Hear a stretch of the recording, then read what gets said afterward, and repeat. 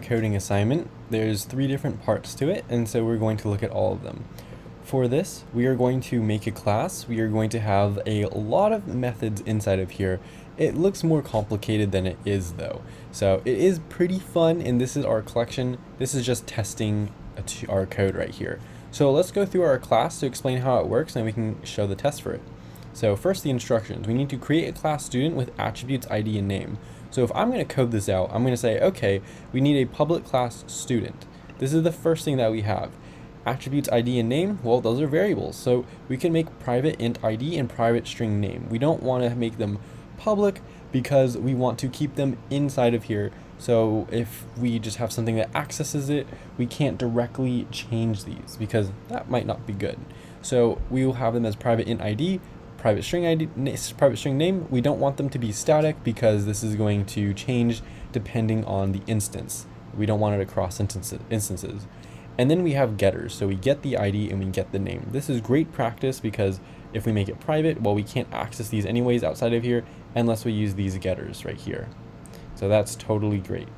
If we wanted to, we can make setters, but this is going to get taken care of in our constructor. So this is going to set our values. Whenever we make an instance of this, we can pass in an ID, which is an integer, and then a name for the student. So integer ID for the student, name of the student, and this is going to get stored inside of here. Next, if the ID of the hash set is the same, meaning the hash maps are the same, they have the same keys, all the keys are the same, it's going to return true. So that's going to be inside of here in this override statement because we are overriding the equals inside of our hashset method. Public boolean equals, we're going to take an object inside of here. We need to cast this as type student because we need to get the ID and the name of our student, and we're just going to compare this hash set to the one passed in. So we make this new hash set right here. That's the one that's passed in. We have to cast it as type student, and then we're going to say if our current ID is equal to the hash set that's passed in ID, we return true because they're equal, otherwise we just return false. Next, we have overriding the hash code and returning the ID. So we're just going to return the ID here. Not 100% sure if this is correct, but that is how I implemented it. So back at the instructions, it's telling us to write override method with equals and hash code in our hash set, add a student with unique ID. So that is how we would do it like this. So we are checking the equals and the hash code. Not 100% sure if that is 100% correct, but that's the implementation of it right here. Next, we have our toString method that's just going to print our string, and then this is my favorite part right here, the compareTo, and we'll look at this in a second. The compareTo is an overwrite in our hash map, so it adds students in descending order depending on our student ID. So we're going to have to order this, and it's a hash map, which you can remember hash maps and hash sets just hash everything together so they don't have an order. We have a public static void main, and we can actually use the debugger here to run through this. So we can run our debug here, and it should pop up in our terminal. Now inside of our terminal, it'll be here. We have our true 66 and then the students and everything. I think we actually have to run the main class for it to work, not the entire class collection right here. So the first thing that we do is we make 2 hash sets, and the reason why I'm making 2 hash sets here is because I want to compare them to each other. It looks like the debugger is not 100% working right now, but that's okay, we can just go through this anyways. So we make 2 instances of our hash sets here. We call it student and student1. Now after this, we are going to have these instances created of our student class. So these instances are the hash set class, and we are passing in student as the parameter, as the type, not parameter, it's the type. That's a big difference. So we pass this in as type.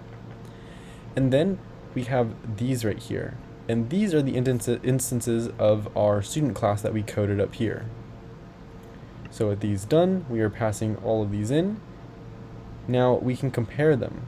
So we are going to add them into our student, which is this first hash set, and then our student1, which is the second hash set. So we just do student and student1.add. And then after this, we're going to print We're going to call the student.equals, and we pass in these two students to see if they're equal. And then I printed the hash code for each of the hash maps. So we can see that we have true and we have 6, 6. So that means the hash codes are the same and that returns true. That's great.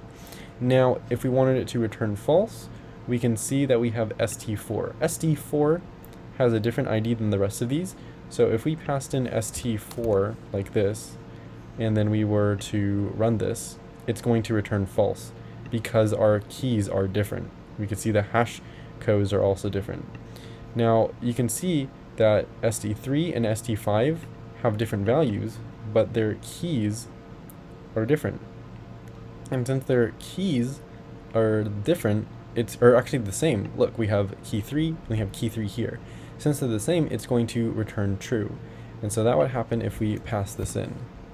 And if we wanted to just compare the values instead, like we wanted to compare these instead of the keys, we could easily go back up to our equals method, and then we can, instead of comparing the IDs, we could just compare the keys. So we could change that with one piece of code. And then after this, we are going to print our toString for student and student1. That's going to print these right here. After this is going to be the last part. This is the override method to compare to in HashMap, so it adds students in descending order depending on their ID. Now, we make our HashMap here. It's the first thing that we're going to do. We're going to take an integer and a string.